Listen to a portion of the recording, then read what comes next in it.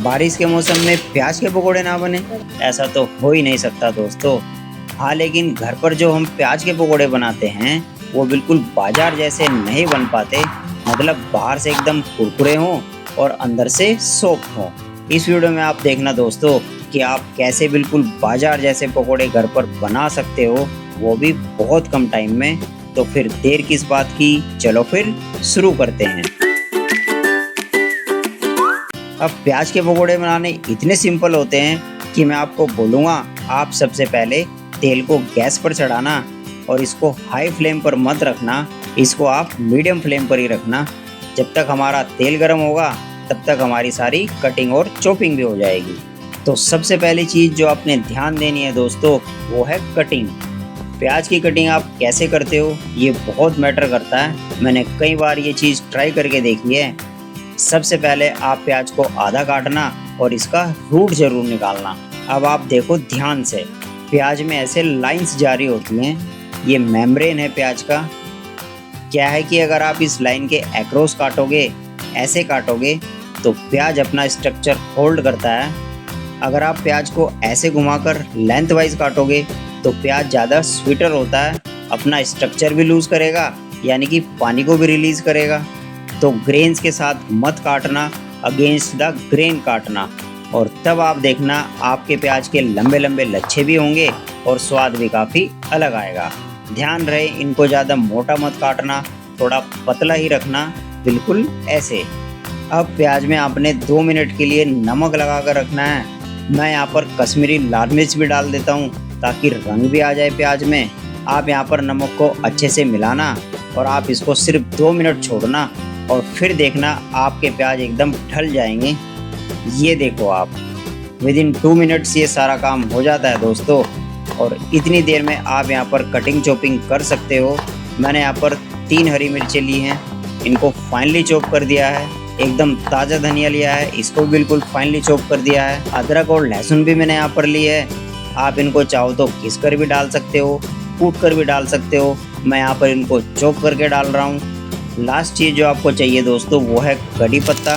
कड़ी पत्ता को भी मैंने यहाँ पर बारीक बारीक चॉप कर दिया है। प्याज के पकोड़े या प्याज की भाजी सिर्फ महाराष्ट्र में ही नहीं बनती दोस्तों, बल्कि साउथ इंडिया में भी बहुत बनती है। साउथ की जो भाजी होती है वो कुरकुरी होती है और महाराष्ट्र की जो भाजी होती है वो कुरकुरी भी होती है और थोड़ी सॉफ्ट भी होती है। खैर, कुरकुरेपन की तो बात हो गई, अब बात कर लेते हैं कोटिंग की। अब आप देखो 2 मिनट में प्याज बिल्कुल ऐसे डल जाता है, अपना स्ट्रक्चर बिल्कुल भी नहीं होल्ड करता।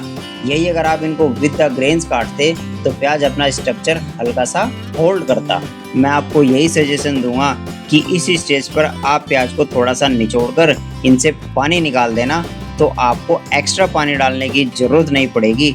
और आप खुद देखना आपके पकोड़े आपके कंट्रोल में भी होंगे। बाजार में भी ऐसे ही किया जाता है।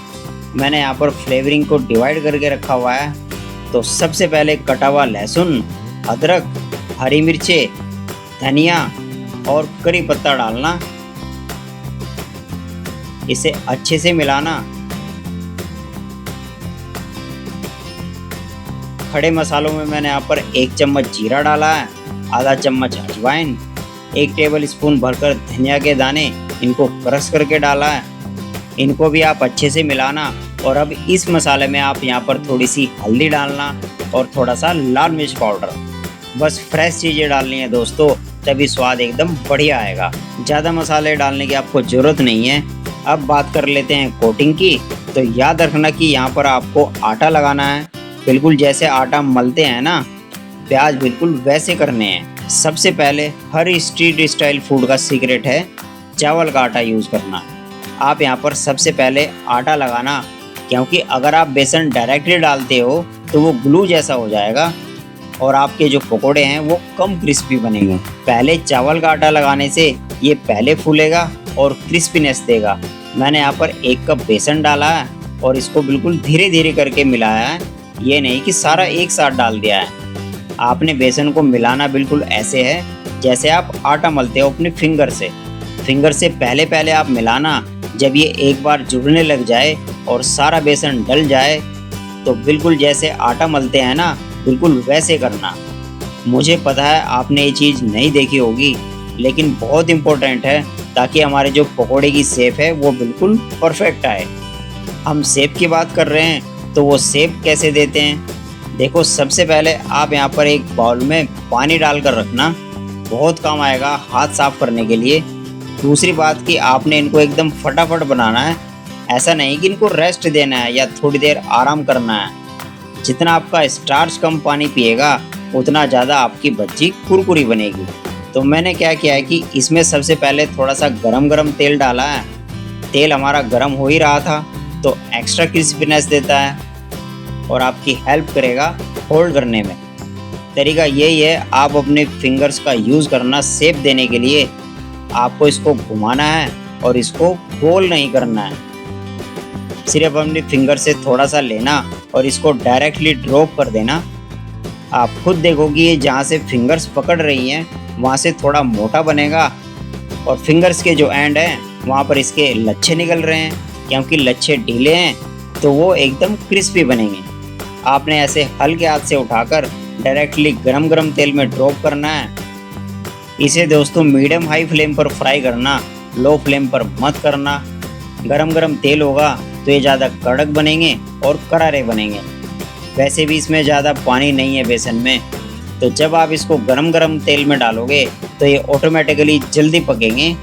अब आप देखो मैं डायरेक्टली अपनी फिंगर से डाल रहा हूँ, उंगली से उठाया और अंगूठे से ड्रॉप कर दिया और जब ये सेट हुए तो आप खुद देख सकते हो कैसे इसके लच्छे बनकर आए हैं। दैट्स इट दोस्तों, यही सारे इम्पोर्टेंट पॉइंट्स हैं जिससे आप बिल्कुल बाजार जैसे पकोड़े घर पर बना सकते हो। फटाफट से मैं आपको चटनी बता देता हूँ, बहुत सिंपल है। थोड़ा सा लहसुन लेना, भर के मिर्ची, सूखी लाल मिर्चें, साथ साथ थोड़ी सी अदरक, भर के धनिया मैंने यहाँ पर डाला है और एक नींबू का रस, साथ में 1 चम्मच नमक और थोड़ा सा पानी डालकर इसकी एकदम थिक सी चटनी बनाना। स्पाइसी गार्लिक की चटनी है दोस्तों और मेरे हिसाब से सबसे बेस्ट लगती है। इस चटनी के साथ दोस्तों इसका कॉम्बिनेशन बिल्कुल डेडली रहता है, ऊपर से एकदम क्रिस्पी है और अंदर से एकदम सॉफ्ट। बारिश के मौसम में चाय के साथ ऐसे पकोड़े मिल जाए ना तो सच में दोस्तों मज़ा ही आ जाता है। आप बना कर देखना, एकदम परफेक्ट रिजल्ट आएगा आपका हमेशा।